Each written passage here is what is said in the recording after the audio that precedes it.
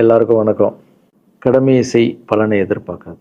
என்னடா நம்ம எதுக்கோ எதிர்பார்த்துட்டு இருந்தோம், இது என்ன ஒரு ஸ்லோகம் சொல்கிறான்னு பார்க்குறீங்களா? எந்த விஷயத்துக்காக நீங்கள் எதிர்பார்த்துட்டு இருக்கீங்களோ அதுக்கு முன்னாடி ஒரு ஸ்லோகம், ஒரு குட்டி கதை. ஏன்னா இந்த வீடியோ முடியும் போது அந்த ஸ்லோகத்துக்கும் அந்த குட்டி கதைக்கும் ஒரு லிங்க் இருக்குது, சரிங்களா? கடமை செய் பலனை எதிர்பார்க்காத, அதான் அந்த ஸ்லோகம். எனக்கு ரொம்ப பிடிச்சிது. என்னடா இது, கடமையை செய்ய சொல்கிறாங்க, பலனை எதிர்பார்க்க வேணான்றாங்கல்லன்னு நிறைய பேருக்கு அந்த ஸ்லோகம் மேலே ஒரு டவுட் ஒன்று இருக்குது. வேலை பண்ணுறோம், வேலைக்கேற்ற கூலி எதிர்பார்க்கக்கூடாதா? இவ்வளோ கஷ்டப்பட்டு உழைக்கிறோம், சம்பளத்தை எதிர்பார்க்கக்கூடாதா அப்படின்னு.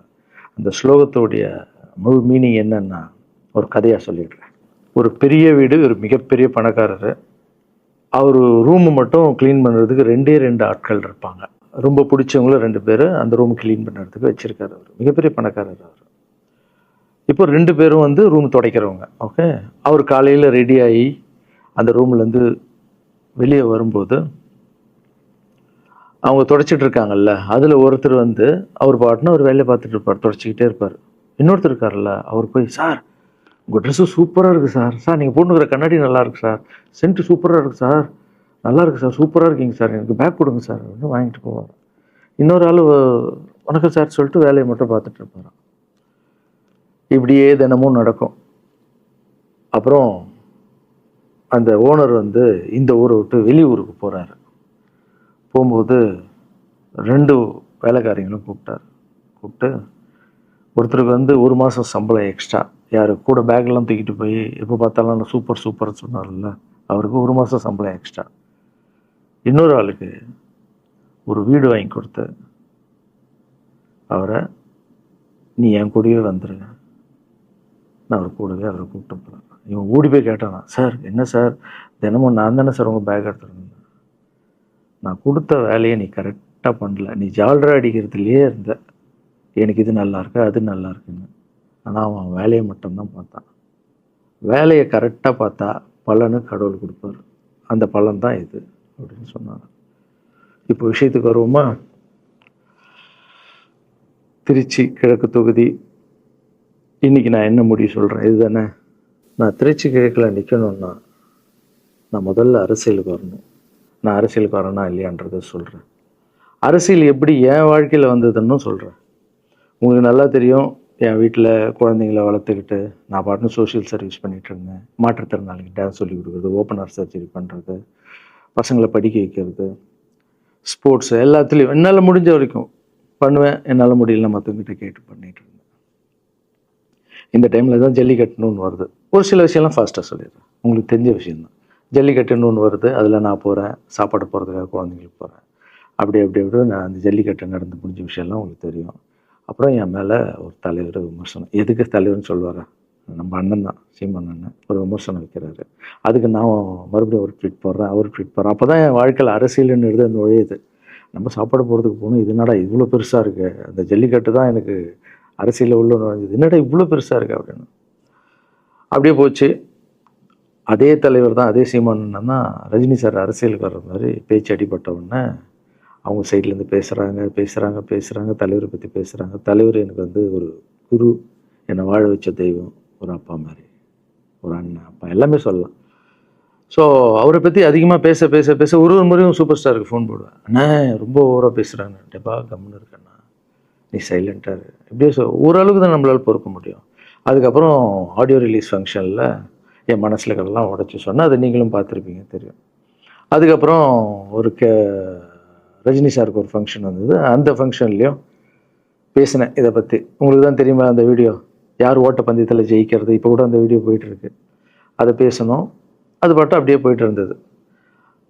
அதுக்கப்புறம் பார்த்தீங்கன்னா ரஜினி சார் அரசியலுக்கு வரேன்னு அனௌன்ஸ் பண்ணோடனே நான் போய் தலைவரை பார்க்குறேன். என்ன வரீங்களா அண்ணா, நியூஸில் வருது, ஆமாக்கா நான் வரேன் அப்படின்னா பயங்கர சந்தோஷம்.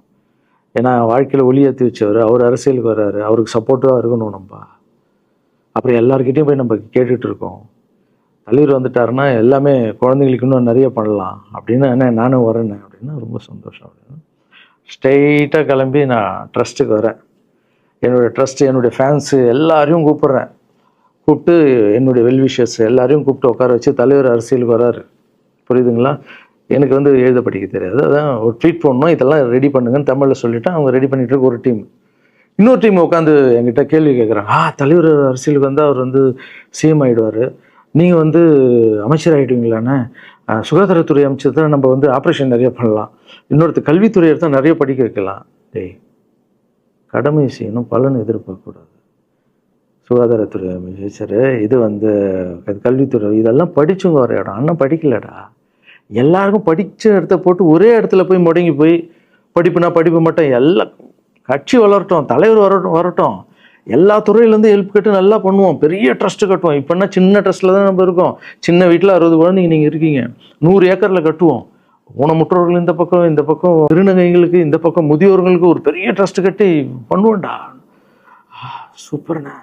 இன்னொருத்தர் டக்குன்னு அங்கேருந்து, அண்ணா நம்மளை எதிர்த்து பேசின்னு இருக்கார்ல சீமான் அண்ணன், அவருக்கு ஆப்போசிட்டாக எதிர்த்து நில்லுங்கண்ணே அப்படின்னா. அது அரசியல் இல்லை. ஒருத்தர் மேலே கோவத்தால் நம்ம அரசியலுக்கு வந்தால் அது வந்து வெறுப்பு அரசியலாக மாறும். அரசியல்ன்றது மக்களுக்கு நல்லது பண்ணுறதுக்காக வரணும். இப்போ அவரை நான் அழிக்கணும், அவரை நான் ஏதோ ஒன்று செய்யணும்னு அந்த ஆசையில் வந்தேன்னு வச்சுங்களேன், ஆசை என்ன கோபமாக மாறும். கோவத்துலேருந்து என்ன வரும், வார்த்தைகள் தப்பாக வரும். வார்த்தைகள் மட்டும் வராது, தப்பான வார்த்தைகள் வரும். மக்களுக்கு நம்ம மேலே மரியாதை இல்லை, மக்களுக்கு நம்ம மேலே மரியாதை இருக்காது, போயிடும். ஸோ அதால் அரசியலுக்கு வரோன்னா அவரை அழிக்கிறேன் இவழி இருக்கிறேன், பதிவை பற்றி பேசுகிறத ஃபஸ்ட்டு விடுங்கடா, ஃபஸ்ட்டு வேலையை பார்ப்போம்டா. நம்ம தலைவர் வரேன்னு சொல்லிட்டாரு, ட்வீட் போடுங்களா அப்படின்னு ட்வீட் போட்டுட்டு அங்கேருந்து போட்டுட்டு வீட்டுக்கு போகிறேன். இங்கே தான் பெரிய ட்விஸ்ட் இருக்குது எனக்கு. வீட்டுக்கு போகிறேன். வீட்டுக்கு போனோன்னா எப்பவும் நான் அம்மா கிட்டே போய் ஒரு விஷயத்த சொல்கிறதுக்கு முன்னாடி ஒரு சர்ப்ரைஸ் ஒன்று பண்ணுவேன். எங்கள் அம்மா கோவில் கட்டுறது கூட, கோவில் கட்டிட்டு ஸ்டாச்சுலாம் ஆர்டர் பண்ண அப்புறம் தான் அந்த ஸ்டாச்சுவே காமிச்சாங்க அம்மாவுக்கு. அதே மாதிரி அரசியல் விஷயத்துலையும் போய் சொல்லலான்னு அம்மாவை கூப்பிட்டு ஃபேமிலியெல்லாம் உட்கார வச்சு, அம்மா தலைவர் அரசியலுக்கு வர்றாரு, சரி கண்ணா, நானும் அரசியல் போடுறேன், இங்கே பரமா ட்வீட் போட்டிருக்கேன் அப்படின்னு. அம்மா முகம் டக்குன்னு மாறிட்டு ஓகே கண்ணா, ஓகே கண்ணா சாப்பிடலாம் அப்படின்னு எழுந்து போயிட்டாங்க. என்ன இப்படி போக மாட்டாங்களே, ஒரு விஷயத்த சொன்னால் சூப்பர் கண்ணான்னு பேசுவாங்கள்ல, 1 ஹவர் அதில் இருக்கிற நல்லது கெட்டது எல்லாம் பேசுவாங்க, என்ன போயிட்டாங்க அப்படின்னு ஒரு ஃபீல். சரி, இது உடம்பு சரியில்லை போல, அப்செட்டில் இருக்கான்னு விட்டேன். அப்புறம் 2-3 நாள் அவங்ககிட்ட பேசவே மாட்டுறாங்க. கூப்பிட்டு உட்காந்து, என்னம்மா உனக்கு பிரச்சனை, ஏதாவது தப்புன்னா அடின்னா அடிச்சிடுமா, என்னம்மா இப்படி பேசாமல் இருக்குன்னா, இல்லை கண்ணா நீ அரசியல் போனது எனக்கு பிடிக்கல அப்படின்றாங்க. ஏம்மா அரசியல் போனால் பிடிக்கல? இல்லை கண்ணா, அது ஒரு சாக்கடை, அரசியலுக்கு போகக்கூடாது. அது வந்து பணம் கொடுக்குறாங்க அரசியலுக்கு, ஓட்டு வாங்குறதுக்கு பணம் கொடுத்து தாங்க நான் ஜெயிக்கிறாங்க. அதுக்கப்புறம் ஜாதி இல்லைன்னுவாங்க, ஜாதி இருக்குது, மதம் இல்லைன்னுவாங்க, மதம் இருக்குது. அந்த சாக்கடைக்குள்ளே நீ போகாதப்பா. நம்மளுக்கு வாழ்க்கையை ஒளி வச்சு ஏற்றி வச்சவர் தானே நம்ம சூப்பர் ஸ்டார். அவர்கிட்ட என்னை கூப்பிட்டு போப்பா, நான் சொல்கிறேன், அவர் ஒரு ஆன்மீகவாதி, அவரும் அரசியலுக்கு வருவானா, இந்த வயசில் அவர் நிம்மதியாக இருக்கட்டும், எதுக்கு அரசியலுக்கு வர, என்னை கூப்பிட்டு போ, அப்பாயின்மெண்ட் வாங்கி கொடுத்துருந்தாங்க. அப்பாயின்மெண்ட் வாங்கி கூடா? நானும் வேறு கனவுல வந்து மைண்ட் வைஸ், அம்மா நான் சொல்கிறது கேளுமா, நம்ம எத்தனையோ இப்போ வந்து எல்லா குழந்தைங்களுக்கும் ஒவ்வொரு ஸ்டேஜில் போய் கேட்டு தானேம்மா ஹெல்ப் நடக்குது. இப்போது தலைவர் வந்துட்டாருன்னா நம்ம தாராளமாக பண்ணலாம்லம்மா, உன் கையில் எவ்வளோ காசு இருக்கோ அதுக்கு மட்டும் செய், அரசியல் வேணான்னு சொல்கிறேன் அப்படின்னு போயிட்டான். அந்த ஃபேஸ் வந்து அதுக்கப்புறம் அடிதான் நம்மளுக்கு. சரி, இந்த உலகத்தில் அம்மா மீறி பண்ணலாம், ஆனால் நான் உருப்பிட மாட்டேன், எனக்கு நல்லா தெரியும். இந்த உலகத்துலேயே எனக்கு யாருன்னா எங்கள் அம்மா தான். அது அம்மா இல்லை, எங்கள் கடவுள்னே சொல்லலாம், நான் எதிர்க்க பார்க்குற கடவுள். சரி, அம்மாவுக்கு சொல்லி புரிய வைக்கலாம்.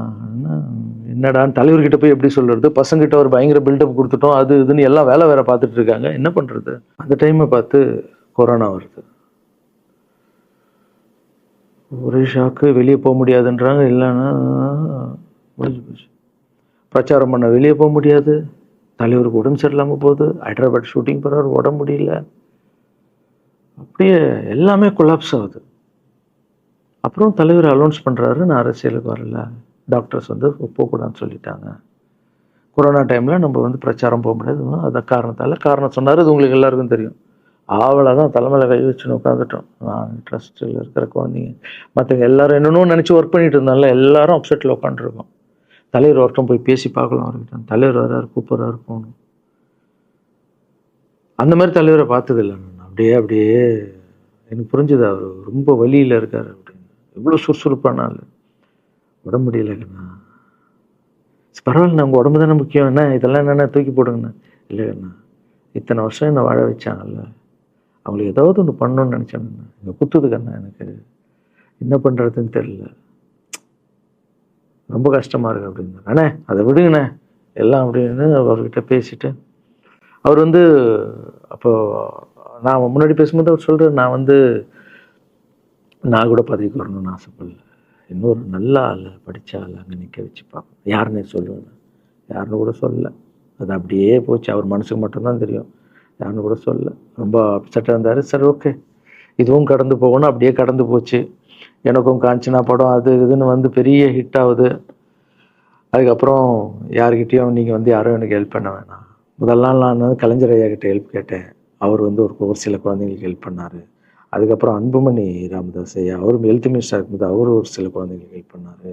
அப்புறம் நம்ம விஜய் சார் நண்பர், அவர் ஒரு குழந்தைக்கு ஆப்ரேஷன் பண்ணார். ஸோ இருக்கும்போது என்னால் முடிஞ்ச வரைக்கும் சொந்த பணத்தை போட்டு பண்ணிவிடுவாங்க. முடியாத போது தான் நான் அந்த ஹெல்ப்பை கேட்பேன். இப்போ தான் நல்லா வந்துட்டுமே, யாருக்கும் எனக்கு பணம் கொடுக்க வேணாம், இனிமேல் என் சொந்த பணத்திலே பண்ணுறேன்னு சொல்லிட்டு நான் பாட்டுன்னு ஒரு வீடியோ கூட நான் போட்டேன், இனிமேல் யாரும் பணம்லாம் கொடுக்க வேணாம். அப்படியே போயிட்டுருக்கு. காஞ்சனாவெல்லாம் முடிஞ்சு ஜிகிர்தண்டா படம் ரிலீஸ் ஆகுது. ஜிகிர்தண்டா பார்ட்டி போயிட்டுருக்கு. டைரக்டர் நின்று பேசுகிறேன். நான் டைரக்டர் கிட்ட போகிறேன். டைரக்டர் யார்கிட்டயும் ஃபோனில் பேசிகிட்டு இருக்காரு. அப்படியே பேசிகிட்டு இருக்கிறவர் டக்குன்னு இந்த சீமானன் பேசுவார்னு கொடுத்துட்டாரு என்கிட்ட. அவருக்கும் தெரியாது நான் பேச போகிறேன். அவர்கிட்ட லாரன்ஸ் பேசுவார், சீமானன் ரெண்டு பேரும் சைலண்ட்டு. நானும் எதுவும் பேசலை, சீமானனும் எதுவும் பேசலை. அப்படியே ஒரு நிமிஷம் அப்படியே நிற்கிறோம். பெரியவர் இல்லை என்னாலும் அண்ணன் அப்படின்னு, அவ்வளோதான் அண்ணன். பயங்கர பாசம். எந்த இடத்துல கோவம் இருக்கும் அந்த இடத்துல குணம் இருக்குன்னு சொல்லுவாங்கள்ல. அண்ணன் புகழ்ந்து தள்ளுறாரு ஜிகிர்தண்டாவை. இப்படி பண்ண கண்ணா, அப்படி பண்ண இவ்வளோ சூப்பராக பண்ண, அந்த சீன் எனக்கு ரொம்ப பிடிச்சதுன்னு. அவருடைய அன்பு தான் தெரியும்ல, எல்லாமே அதிகமாக இருக்கும் அண்ணன்கிட்ட.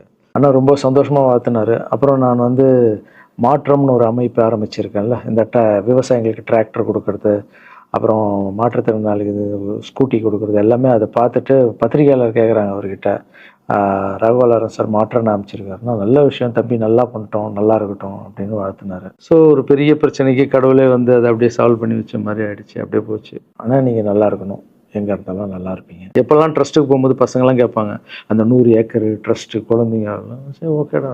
அப்படி பார்த்தீங்கன்னா நண்பர் விஜய் சார்கிட்ட பேசிகிட்டு இருக்கும்போது நான் வர அரசியலுக்குன்றாரு. நிஜமா நண்பா அப்படின்னு, எஸ் அப்படின்னு.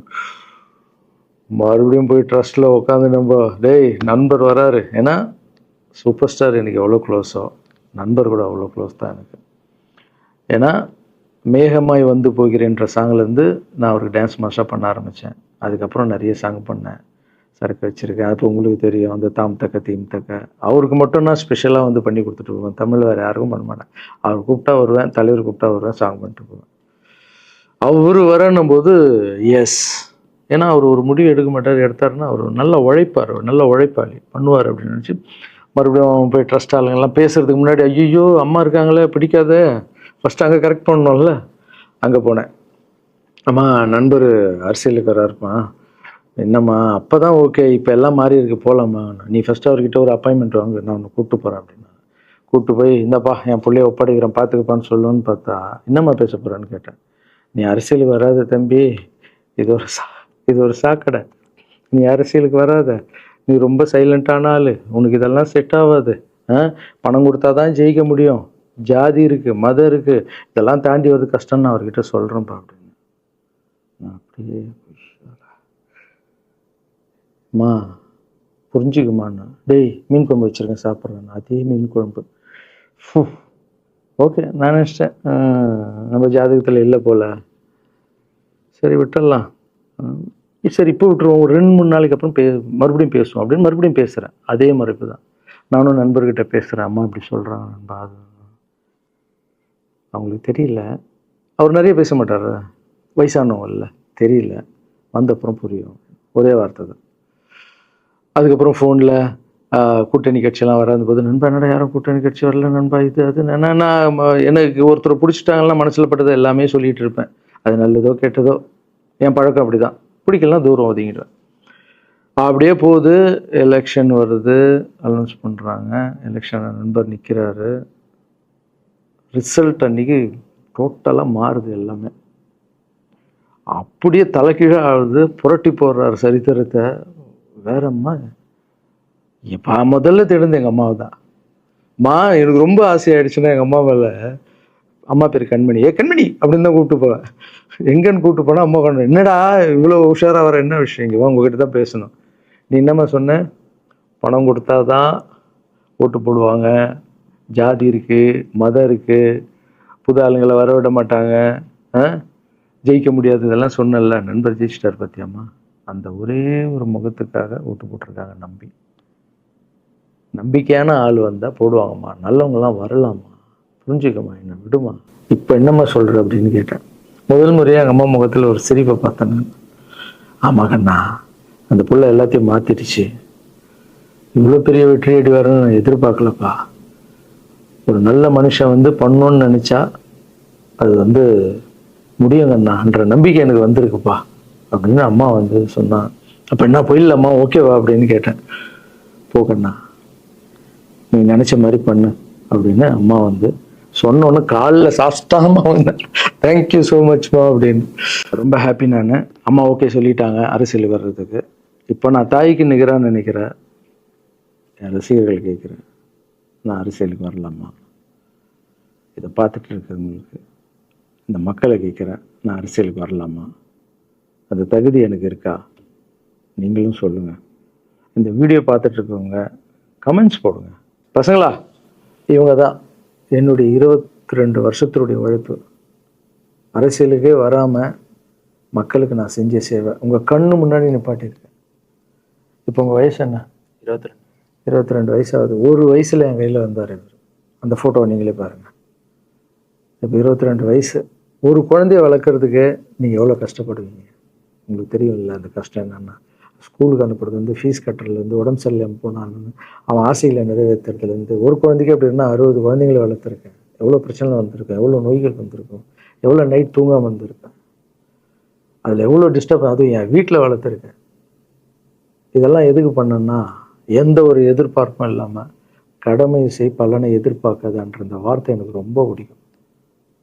அதுக்காக செஞ்சுருக்கேன், என் மக்களுக்காக செஞ்சுருக்கேன். ஏன்னா மக்கள் தான் என் படத்தை பார்க்குறாங்க. மக்களால் தான் நான் கார் வாங்குகிறேன், வீடு வாங்குகிறேன், சந்தோஷமாக இருக்கேன். அவங்களுக்கு இந்த சொசைட்டிக்கு நான் ஏதாவது பண்ணணும். அரசியலுக்கு வர்றதுக்கு முன்னாடியே பண்ண விஷயங்கள் பார்த்தீங்கல்ல. 22 வருஷம் உழைச்சிருக்கேன். ஒரு கதை ஒன்று சொன்னல, 2 வேலைக்காரங்க இருந்தாங்கன்னு. சின்சியராக யாருக்கும் ஜாலர் அடிக்காமல் எதுவும் பண்ணாமல் என் தொழிலுக்கு தர்மமாக, என் மக்களுக்கு தர்மமாக என்ன பண்ணணுமோ 22 வருஷம் உழைச்சி உங்கள் கண்ணு முன்னாடி நிப்பாட்டிட்டேன். அந்த ஓனர் ஒரு பலன் கொடுத்தார்ல, அந்த ஓனர் யார் தெரியுமா? கடவுள். அந்த கடவுளுக்கு தெரியும் எனக்கு என்ன பலன் கொடுக்கணும். இதுக்கு தான் அந்த கதை லிங்க் ஆகும்னு சொன்னேன். ஸோ நீங்கள் சொல்லுங்கள், நான் அரசியலுக்கு வரணுமா வேண்டாம்? வேண்டாம்னா என்ன சொல்லுங்கள். வாப்பா, வாடாகண்ணா, வா நண்பா, வாங்கண்ணா அப்படின்னு சொல்லுங்கள். என் முடிவை நான் உங்களுக்கு சொல்கிறேன். உங்கள் முடிவுக்காக காத்திருக்கேன்.